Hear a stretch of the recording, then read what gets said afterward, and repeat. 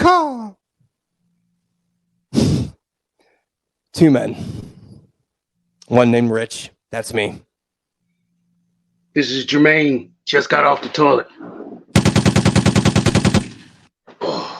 He's a foul man.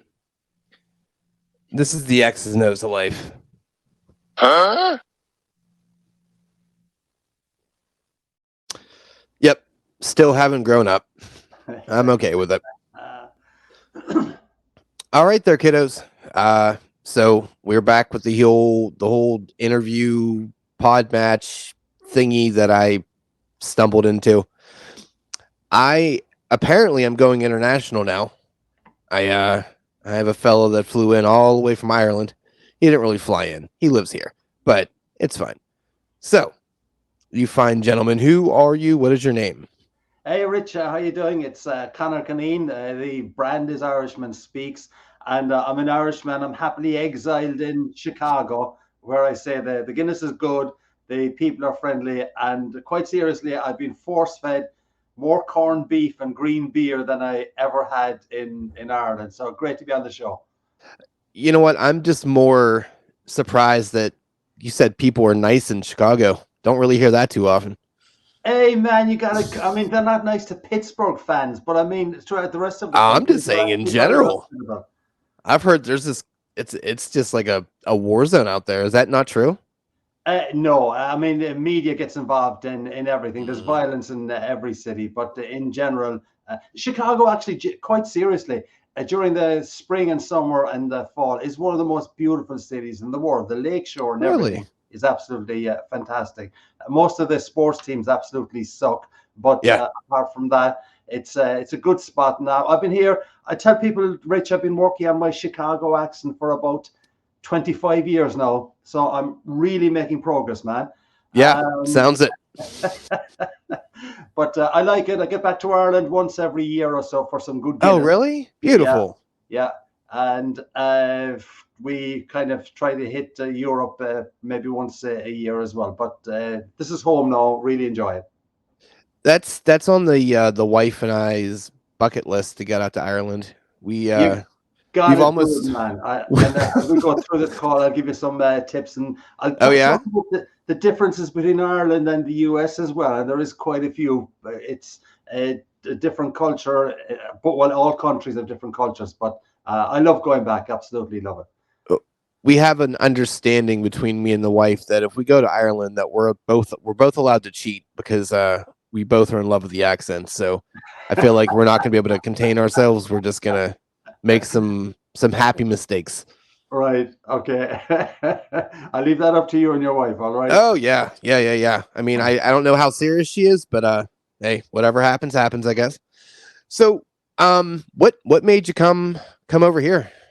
Well, what brought you here? Originally, I'm an ex-corporate guy. I worked for a company called Best Foods, and you'd know them best because they make Best Foods mayonnaise and Hellman's mayonnaise. So I was working with them. Originally, I was working in Ireland on those brands on marketing, etc. Got transferred to the UK, and then a friend of mine in Ireland, after he heard that I was being transferred over to the US, he said to me, "Conor, I hear now that you're being transferred over to mess up the US, having messed up the UK, kind of thing." So I was on the corporate ladder for a number of years, and that's what brought me over. And the plan was we were going to spend just 3 years over here, but I'm not good at math, so we're still here 25 years later. And now I do my own thing as a keynote speaker, a business humorist, and a person who I'm also authored a number of books. Yeah, I was going to ask you, like, what makes you you? Like, what's kind of your if you had to do a resume in a few words, what would that be? Right. Well, if we just go pure corporate for a second and kind of a brand positioning, the brand is Irishman Speaks. The mission is to improve people, performance, and productivity with a smile. And then once I get to know people, I say it's actually a combination, Rich, of business, blarney, and BS. But the BS can be brand strategy, business solutions, brand solutions, business storytelling, or a little bit of BS. So when I do presentations, I hope provide good content, but also some good humor in it as well. It has the people leaving with a smile in the face and a spring in the step. That's fun, because I feel like you think of business and you do not think of humor. You think of these people that are just very, very much just a stick up their ass, and they're not. There's not any. There's no charisma. I mean, there's like the manipulative charisma that you get from like a salesperson, but there isn't like genuine. Oh, this is actually a swell fella. I like him. Yeah. Yeah. Well, you see, I think what happens is that we're framed by our environment, and the person that you think is a real stuck-up git at a meeting, if you meet him down in the pub and just in a social situation, and you haven't met him in that business situation, you're probably going to think he's actually okay. He might even be a Steelers fan, which would mean he's not probably okay if you live in Chicago. But at the same time, though, it's just the environment creates these things, and you go into a corporate meeting, especially with the big companies, the IBMs or the Dells or AbbVies or things like that. And they've all got to be very, very formal, and we've got to be very careful how we present ourselves, etc. But you got to ask yourself, is that the real person, or is it the person you meet down at the pub? And what I do with my presentations, Rich, is that I try to provide good content, but add humor to them. And I've actually created a course on adding humor to your presentations. And I do believe that if you are, I mean, one of the reasons why you're enjoying your podcast and that you're getting good response to it is because there's some fun and levity and good content in it. But it's the combination of the two of them that can really make a connection with your audience. And that's what I try to do. And that's what I encourage my audiences to do. And I'm encouraging people to do with the program I'm doing on adding humor to your presentation. It's funny because you think about it. If you were genuine and kind of true to who you are, I feel like that screams success. You know, I do tech support for work, and I on a regular basis tell these people, listen, friend, I am probably the least professional person you're going to speak to. But with that being said, the people that I speak to love me. And it's because I think you just break down those walls of here's corporate A and here's consumer B. And there's already like that tension there. It's almost like a hierarchy, like, oh, well, you're calling me, so I'm already better than you. Right. Once you break that down and you just kind of treat people like people, and you crack some jokes, get some smiles, everyone becomes more comfortable. Yeah. And it sounds like that's kind of what you've instituted in what you do. Absolutely. I mean, I'm just wondering about your tagline. Is your tagline, did you, as all tech support people will say, did you turn it off and turn it on again? I mean, that's your tagline kind of thing. But it's true, though. And if you treat people well, this is why I talk a lot about employee engagement. And I give you a few thoughts in a second. I've got this concept based around CHAPS, CHAPS, which is 5 micro goals to build a good relationship with people. And one of the very simple ones is, I mean, it all boils down to treating people like you want to be treated yourself. That's simplistic, but that basically is it. And if you're dealing with one of your colleagues who's having some difficulties or something, an issue with their situation, I mean, if you can find some reason, the first element of the CHAPS concept is compliment. And if you can compliment that person some way or other, saying fair play for trying to get in touch with me, or you've done a great job so far trying to solve the problem, they're going to think, wow, this guy is good. This guy kind of appreciates me.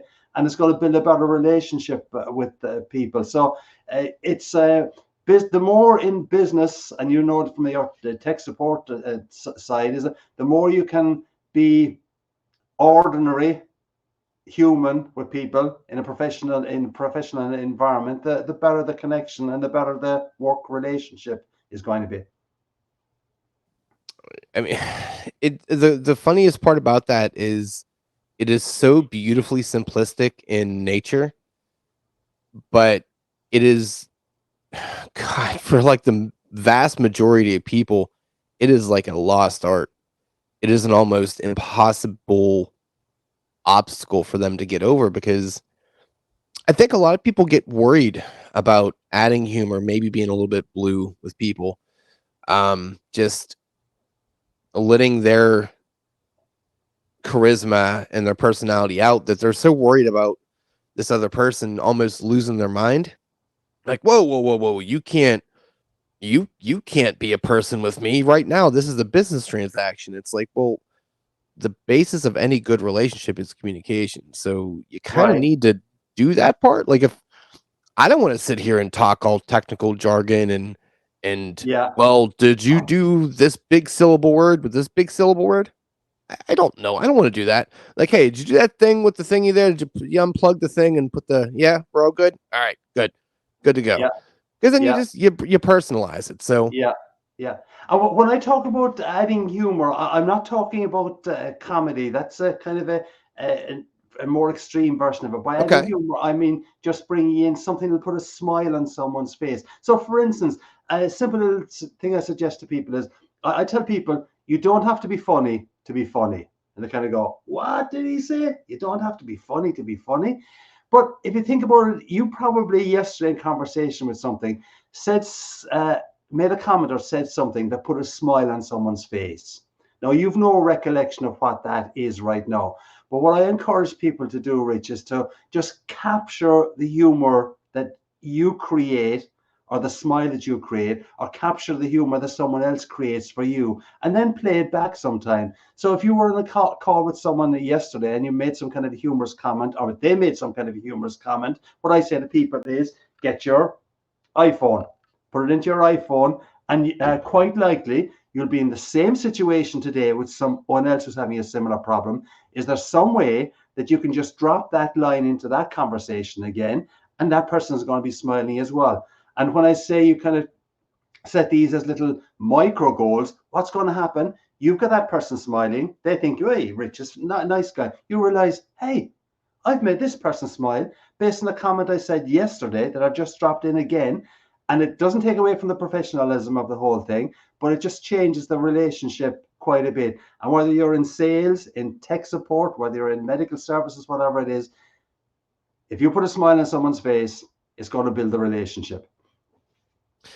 and I always kind of drop this little tired cliche, but it's the thing of that's why they call it a job and not a hobby.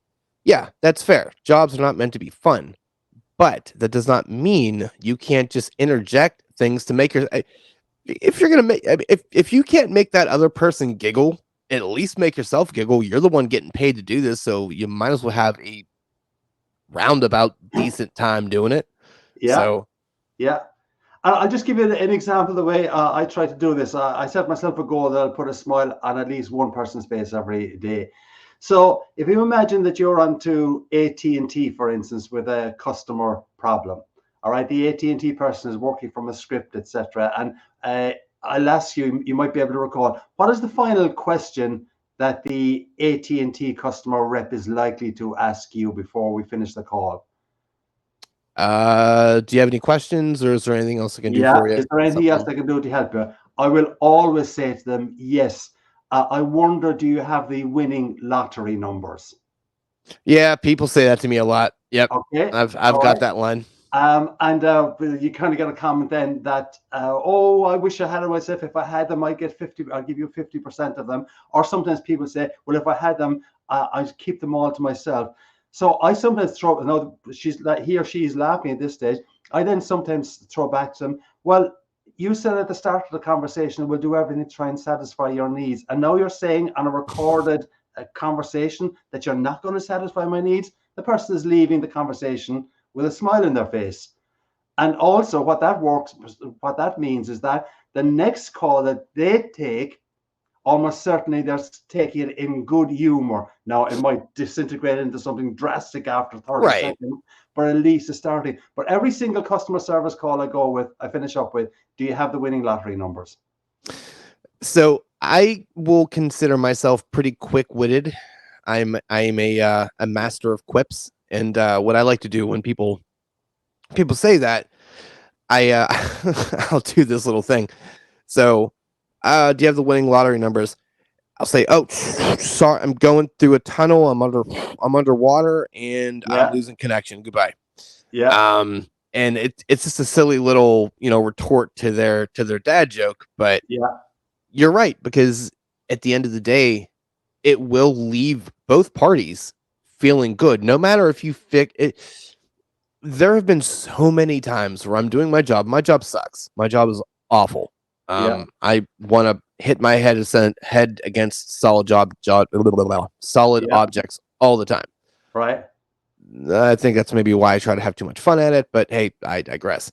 But regardless if I fix the problem or not, 95% of the time, they're coming out of that conversation of, well, hey, look, we didn't get it squared away because of X, Y, Z, but at least the guy brought me along a journey. We had some jokes. He felt where I was coming from, and I felt where he was coming from. And Yeah, God bless America. I'm telling you what, man, it's so refreshing to talk to you because you really have very much the same mindset as I do, where just be people with people. yeah, Make your general interactions, whether it be business, whether it be personal, whether it be intimate, but let it be whatever it is. yeah, Life is too short. Have some fun with it. yeah. I It doesn't completely agree. hurt to smile. Ain't that the truth, my brother? And actually, I mentioned that chap's concept of 5 micro goals that will help build relationships. The first one is if you compliment someone, they're gonna appreciate you more. S, which is the last micro goal in chaps, is about have a goal to put a smile on someone's face. Because when you put a smile on someone's face, Rich, what are you gonna do? Cry. Yeah, cry, okay, yeah, or you might even smile back, one or the other. Yeah, Okay, whatever. we're dealing with a very weird interviewer here, my people. Yeah. Yeah, yeah, yeah. I gave you a disclaimer, buddy. You saw the intro. You know what you're getting into. Right, yeah. So basically, as a keynote speaker, then I just tried to add this humor. So, and I was getting such a good response to it, and I make a reasonable living from keynote speaking. I speak to associations and corporations. I had 2 bouts of cancer over the years, so I speak to a lot of oncology groups and cancer survivor groups. And believe it or not, what cancer survivor groups are looking for, Rich, is a humorous, Yeah. motivational speaker. Yep. And I've got the experience, and I've got the um, skill set to lift those people and help them through. For a lot of them, they're still going through the cancer journey. Theoretically, we always keep going through it, but they're still going through maybe treatment, and they need a lift. And if I can put a smile on their face, that's a good thing. I actually tell people, one of the lines I use, and it gets me the speaking engagements a lot of the time. I've had 2 cancers. I've had thyroid and I've had prostate cancer. So I tell people that having had a thyroidectomy and a prostatectomy, I now have an Irish condition known as there's not much left of me. Yeah, I saw that. Okay. So, I mean, when I tell that in front of an audience, it gets a really good reaction. Or if I tell it to a meeting planner, that gets me the business a lot of the time as well. So the idea is good content supported by good humor, and people leaving with a smile on the face. It's just I can't say it again, man, but it's one of these things where it's just so refreshing to speak to someone like you that has that mentality of just roll with it. Just go. Just be people, have fun, help people out, but Yeah, it's so important to keep that it's all right, let me walk this back. It shouldn't be as impressive to meet someone that's like, "Hey, let's be people with people and make some laughs." But everyone's so serious and so easily offended nowadays that you're almost in the minority of just being a quote unquote normal person. And it's I mean, what kind of drove you to kind of use your skill set for a career? Like what happened? Like what transition happened? Well, what the transition that happened was the company I came over with was purchased by another giant corporation. They asked me to go back to Europe, but our daughter had just started in Wake Forest in North Carolina Oh, at that stage, and I didn't want to mess her up again. I dragged her over when she was only 14. So I said, I'm not going to mess up with her education again. So I basically said, nope, I don't want to go. So I kind of told them to get stuffed. They yep. told me get stuffed. So we had a mutual stuffing kind of thing. And I just decided to go out and do my own thing. Initially, I did some consulting on marketing and the food service area and still do work in that area. But I kind of started doing some, I knew when I was presenting to sales and marketing conferences with my previous organization, I was getting good response because I think I was being, everyone says this, they were being authentic, etc. And I was adding humor, but I was getting good response. So I was asked to speak at a few conferences, Rich, on marketing and food service after I left corporate and got good response, was asked back. And then I realized that you could actually get paid to do this kind of thing. Then I got involved with Toastmasters, which is actually a really good organization. I'm still involved with a professional speakers group in Toastmasters, and that helped me to hone some of my material. What I What actually, is that? I've yeah, heard of them before. What is that?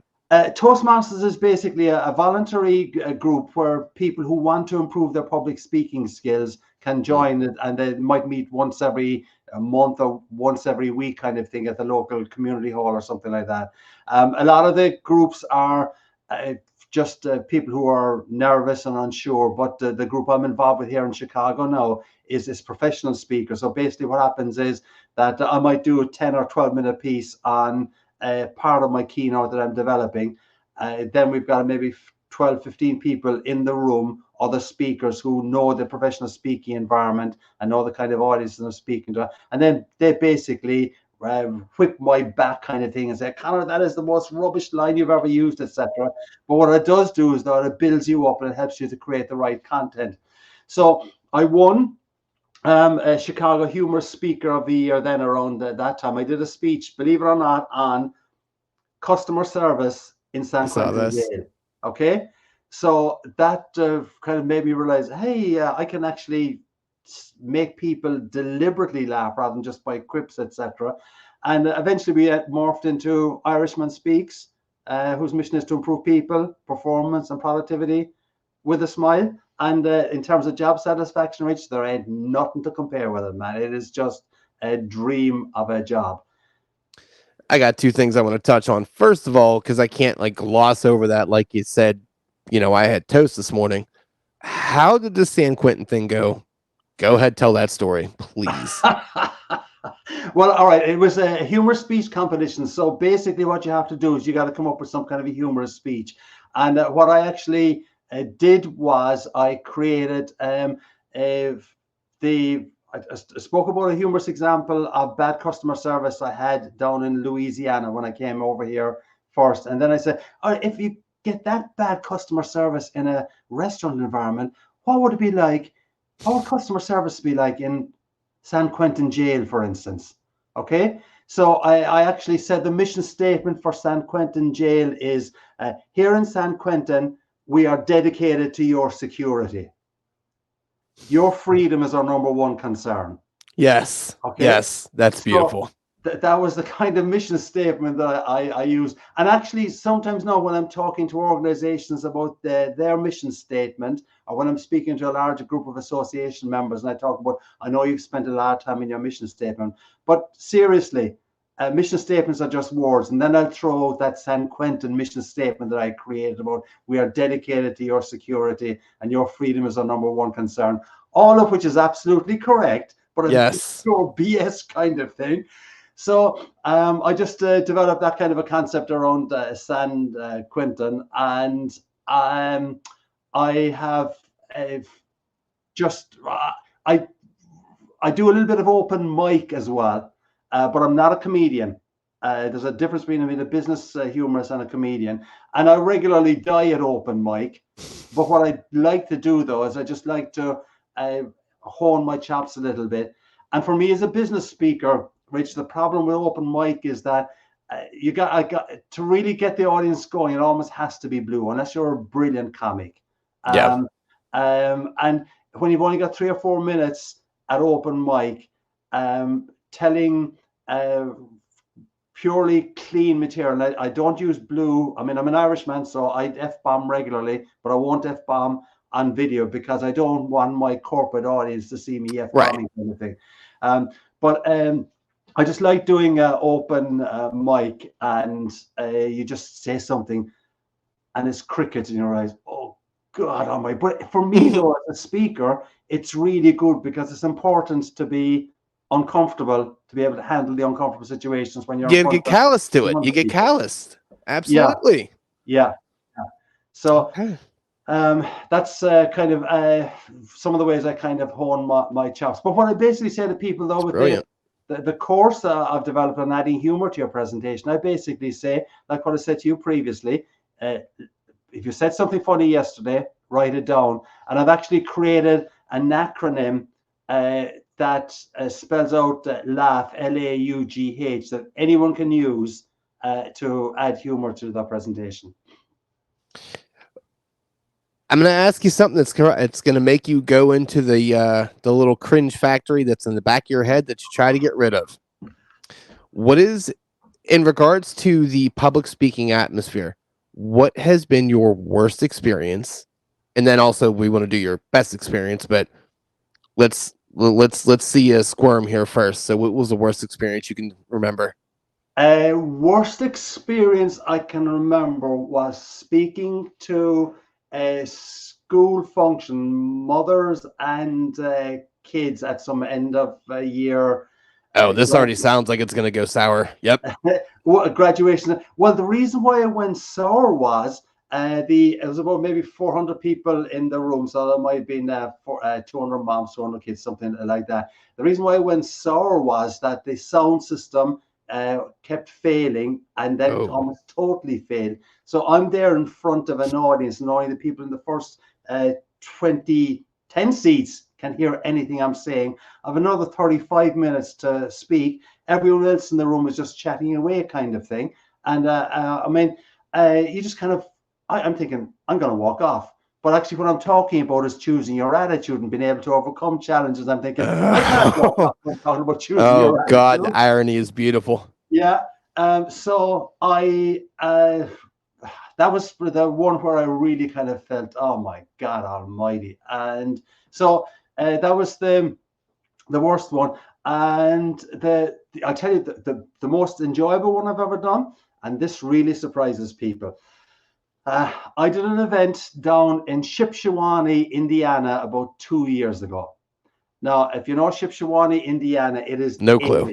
Amish country. Oh, okay? So it was to an Amish exhibition down there. And basically, Amish, as you know, are really wonderful craftsmen, furniture makers, etc. So I drive my car down the Shipshewana and it's going to the convention center. And the convention center, the parking lot is full of horses and buggies. Okay, quite literally. There might have been about 700 horses and buggies there, and about 7 pickup trucks, and me. All right. I go in. My wife had said to me before I went down, she said, no, Conor, be very careful, because you could really mess this thing up. So I said, I will. So I told my stories, and I was doing my main keynote, Rich, is titled, works around the gift of GAB, G-A-B, goals, attitude, and behavior. So what I did was I told my stories about having, as a business people, you Amish people, you want to be successful, etc. And this is about having clear goals, personal branding, etc. But I was telling stories, my own stories about life, and maybe just changing the wording ever so slightly. But what I found amazing was that the carpenter, dad will come in. His wife comes into the room as well with him, and they've got kids on each of their knees. So there's 4 kids kind of there in the room as well. And everything I said, it just absolutely clicked. And I remember thinking, this is absolutely wonderful. And when I know at this stage when people are going to laugh, I know how they're going along they're going to laugh for. But this Amish group, they're simple people. I don't mean that now in a derogatory sense. They just have a simple taste, etc.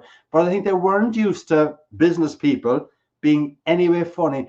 And a line that might get me 4 or 5 seconds of laughter at a regular gig, I was getting 15 seconds kind of thing. And I've got the ability now just to wait for the audience to stop laughing, etc. And I remember I was up there and I was thinking, this is awesome. I got back into the car on the way home. I phoned my wife and I said, that was the best gig I've ever done. And she said, you're joking, aren't you? And I said, no, it was the best and most enjoyable gig I have ever done. So life is full of strange surprises, but I did leave them with a smile on the face. And I've actually been asked back to speak to that group as a result since. But so it's funny the way things go. Yeah, those unexpected ones are always the ones that kind of give you that, like, oh, I didn't see that coming, and that just it's an added layer to the that accomplishment feeling, I guess, if for lack of a better term. Yeah, I think it's, well, I mean, to say, when you get an unexpected pop in life, that's the one that gives you the really good buzz. If you know something's going to happen, all right, it's nice to anticipate it. But when something happens by surprise and you get a compliment or a high five from someone because of something you did, they're the kind of things that build your momentum and build your attitude and get the endorphins going as well. Well, yeah, I mean, you think about it. I mean, usually in life, you're used to bad surprises, like having a kid. But when you get a good surprise, it's like, Well, it depends how you whoa. find it.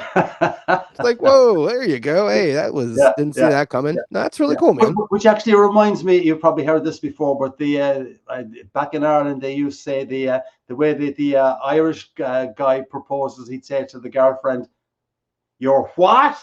Yeah. Yeah. So what do you miss most from being back home? I mean, I know you go visit and what have you, but Yeah. what's I think probably what I miss most is I tell people that when I go to Ireland, I have the best crack in the world. And that kind of gets, wow, what's he talking about? Crack kind of thing. But as you're nodding your head, crack in the Irish sense is having fun and good camaraderie and a laugh with your friends.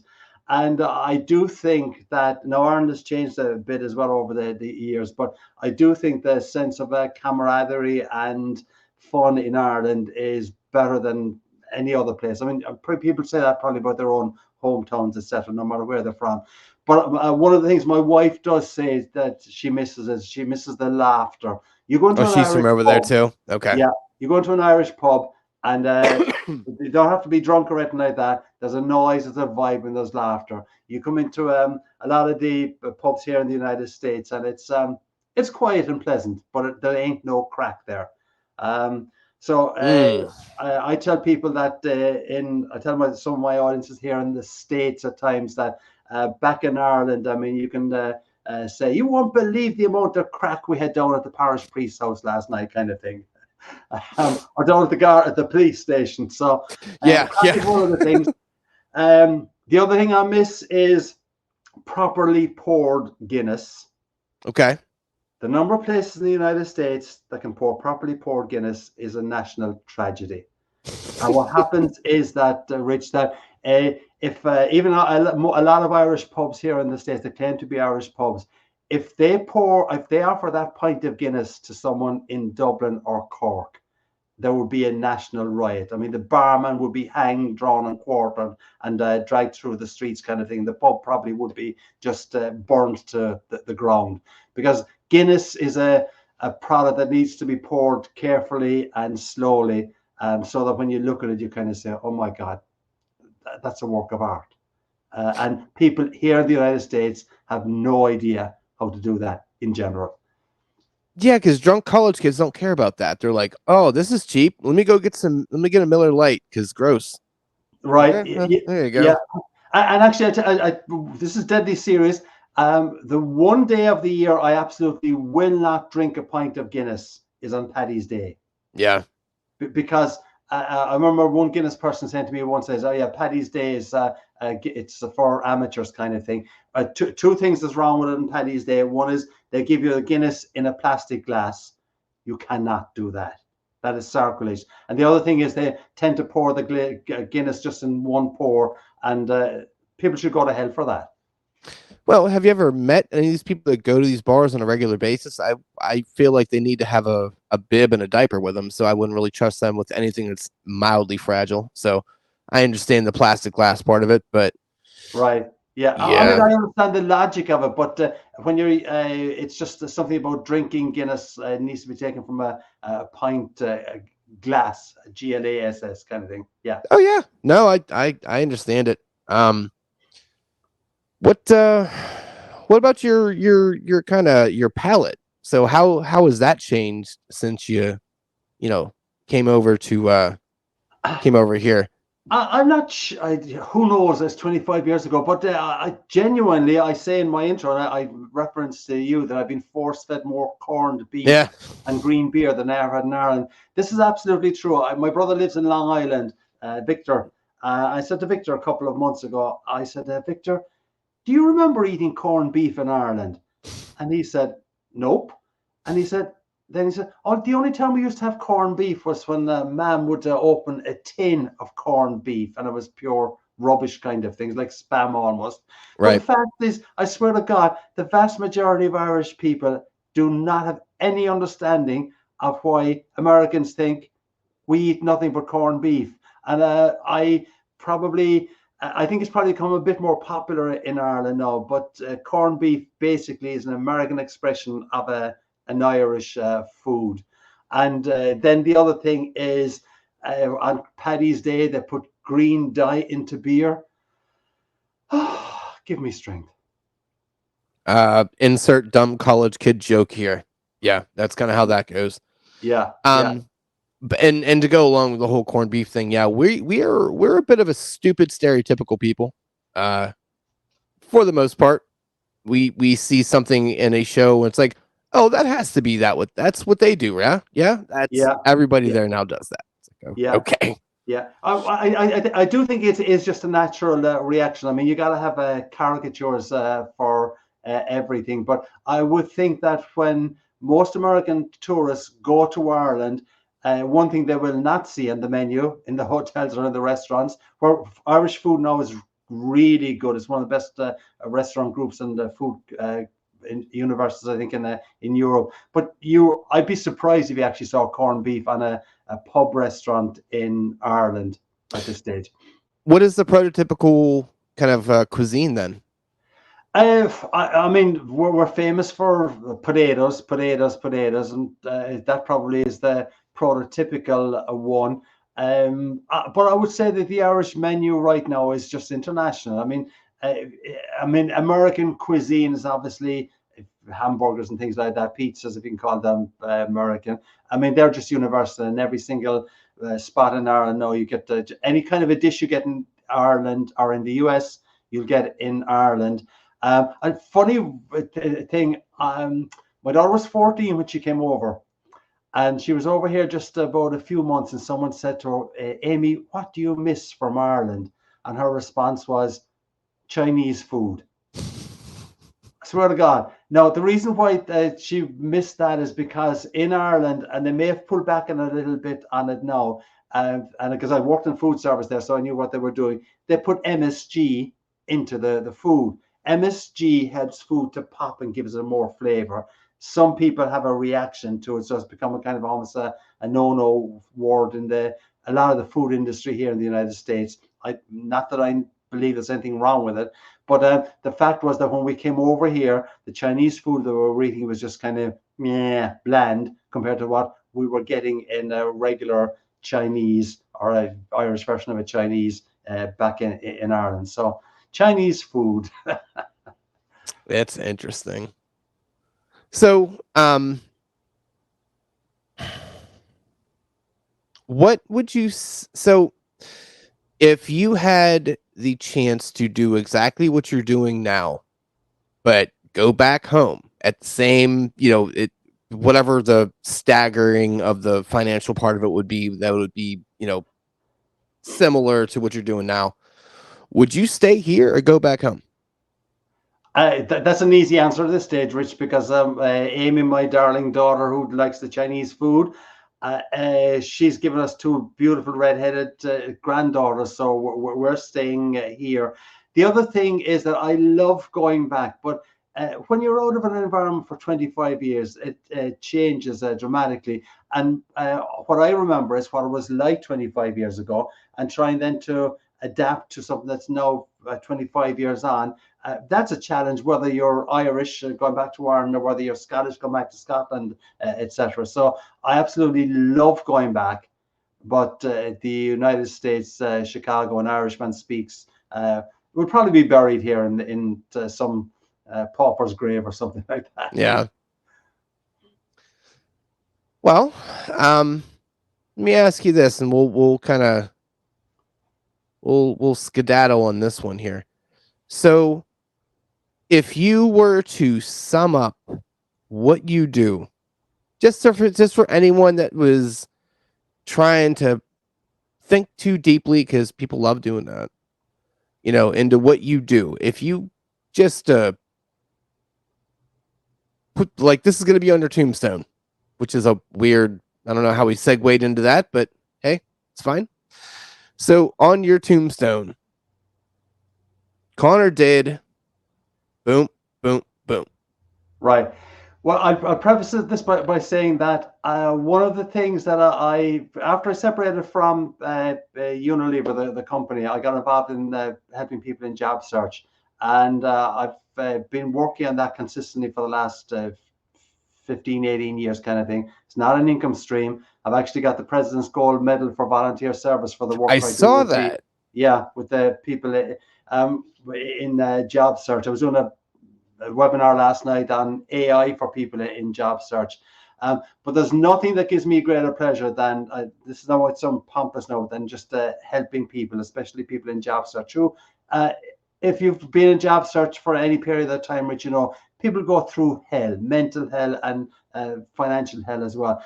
And quite seriously, I've often thought about this. If you go to those cowboy movies, the black and white cowboy movies from years back, and you go up to the Boot Hill, on my tombstone, I would be quite happy for someone to have just 3 words on it: he done good.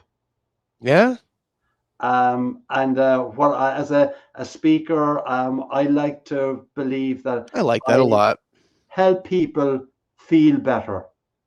And if I can do that, and I know I do it often, walking off a stage, having realized, particularly with cancer survivorship groups or people who are in job search, having put a smile in their face, had them laughing like they haven't laughed in quite some time. It is an absolute blast just coming off that stage, and you're on a high. So I suppose that's basically what the Conor Kinane tombstone might be. Irishman speaks, he done good. And I hope I live to that, to be able to have someone. I hope to live to die for someone to be able to say that. Well, I mean, the one side note to that is, if you didn't, no one can really call you on it. So hey, That's true. Yeah. little too late for that one. Yeah. No, I'll come honestly, back that's and haunt them. I'll come back. yeah. And There haunt you them. go. See, Yeah. smart. Yeah. No, you know what? That's beautiful, man. Because I think really at the end of the day, whether it be family, whether it be job, whether it be relationship, whether it be whatever, it doesn't matter. If you can leave this world feeling like, and I kind of feel like I personally left this better than what I came into it as. That's all you can ask for, man. Yeah. Just when people think about you when you're dead, after they're done laughing, like they're able to, say, hey, I got good memories about that guy. Like, the first thing that pops in our head was like, remember when he kicked that dog? Jesus. It's like, no, you know what? This guy did this, and this. Yeah. And I definitely hate more people than him. So you're not like top 5 on their list, and that's all you can ask for. Yeah.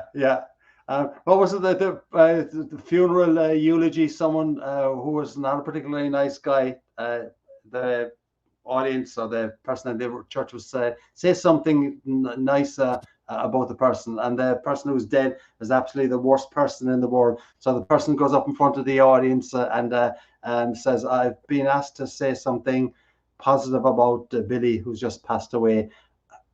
His brother was worse." There you go. So, where can everybody find you? the brand is Irishman Speaks, so all one word, Rich. So Irishman Speaks is a website. I'm on Twitter, Facebook, LinkedIn. I've started to go on TikTok, which I really kind of enjoy. I gotta say, some nice stuff there. But also, if you're interested in adding humor to your presentation, my website for that is the Improvement Academy, theimprovementacademy.com, and we've just launched that course, and I'm looking forward to a good reaction to that. So that's irishmanspeaks.com, Conor Coneen. By the way, the other thing, Conor, Conor, people never spell that properly here in affluent United States, because my parents could not afford two N's in Conor. Yeah, that's that second N that gets you every time, man. I'll tell you what. Yeah. So well, and yeah, so you know, I'm gonna link all of your website. I'm assuming all your socials are on your website as well, right? they're on the Podmatch website as well. Yeah. Okay, all right. So I'll make sure I link them in the comments. I always put them as the top thing, so no one has to go down the 90,000 words that I have in the comments there. So right, or the descriptions. But look, fella, I appreciate you, man. You I mean, the best part about this was hearing your accent. Everything else was a blur. I didn't hear a damn word you said. Just heard the accent. That just made me happy. Right. I just nodded my head like a bobblehead over here. So you can replay this recording for your wife, and that'll yeah, and then she can maybe actually look at me like she likes me, and that's all you can really strive for. You know, one final one, if I can take it. I talk about part of my work is on creating a clear brand image, and I'm Irishman Speaks now. But I do tell people jokingly that I come from New Jersey, and I kind of say, "What, New Jersey?" And I say, "Forget about it. You're breaking my chops." Okay, really bad for a New Jersey accent there. But I say, I realized that as a keynote speaker, people love the Irish brogue. So I said, rather than stick with a bad New Jersey accent, I get an Irish accent. Now, I've got it somewhere here in my office. I then show people a mouth spray that is branded Instant Irish Accent Mouth Spray. Okay. And I tell my audience, I take this every single morning, and I get this wonderful Irish lyrical brogue, and it's allowed me to become Irishman Speaks. And I kid you not, over the last 15 years, on two separate occasions, people have come up to me after the room, and they've said, after the gig, and they said, "Are you really from New Jersey?" I wonder. Wow. Those folks you may not want to do business with, because they have to be naked to count to 21. Yeah, or maybe I've just got a very good New Jersey accent. No, I will hold my comment on that one. But look, buddy, I appreciate you taking out the time. You were super quick to respond too. I didn't expect to hear back from you as quick. I will give you a little tidbit here about Podmatch. Yeah. If you reach out to somebody, check it. Just check it, because it is slow on the uptake. It tends to take about a half hour to get any, even after you respond, it takes about a half hour for it to actually show up that somebody responded, because you get the little notification. Right. So if you're kind of looking to wait to hear from somebody, and you're kind of like, all right, bud, it's been a while, why aren't you responding? Just pop on there, and you'll end up seeing a notification happen like 2 hours ago. So little, you know. Okay, I mean, it's just a new format for me, new way of marketing myself. We'll see how it goes. But if the conversation, it's a good thing. The Alex guy is good. The Alex fella, he's actually I don't know if he's the guy that reached out to you, or you talked to him yet or anything, but real good dude. Yeah, he seems to be, and he's got a good platform there. So fingers crossed. It's just another marketing vehicle for me, and hopefully it generates some revenue for you as well, Rich.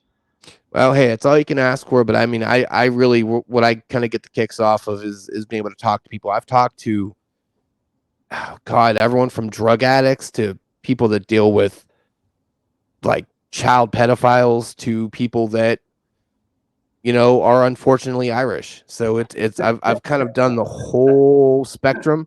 Yeah. But Yeah. yeah, good luck to you, man. I hope to God that everyone is mildly better than me that you talk to. I know I didn't really set the bar too high, but that's okay. That's my goal. Low watermark. All we can ask for, Rich, is a good conversation. This has been a good conversation, and you've got that ability. So kudos to you. Well, apparently you already started drinking then. So there you go. Where's my Guinness? Yep. Yeah, I'll get you a plastic cup for you. Oh. And the interview ended on a downer. Yes, it did, just like they always do for me. But all right. No, my man, I appreciate you so much. This will get up here. This will be uploaded by tomorrow morning. I will send you the link in your Gmail for the audio and video version, just in case you want to send them both out. But yeah, I appreciate your time.